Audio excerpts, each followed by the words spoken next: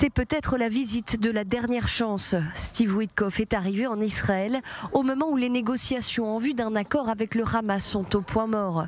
Mais l'émissaire américain ne perd pas espoir et espère relancer les discussions entre les deux parties.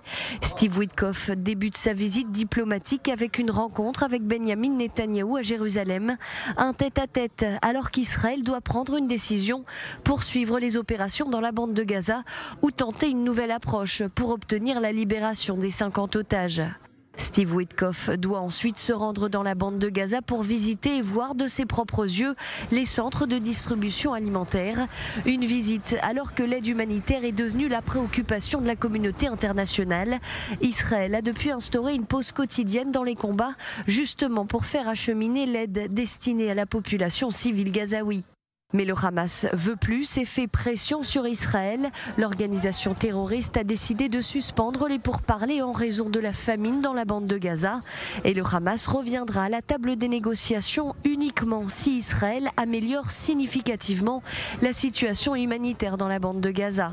Une exigence qui ne plaît pas à Donald Trump, qui a répondu au Hamas cet après-midi sur son réseau social. Le moyen le plus rapide de mettre fin à la crise humanitaire à Gaza est que le Hamas capitule et libère les otages. Donald Trump accuse le Hamas de ne pas réellement vouloir d'accord. Le chef d'État américain assure que le travail dans la bande de Gaza doit se terminer.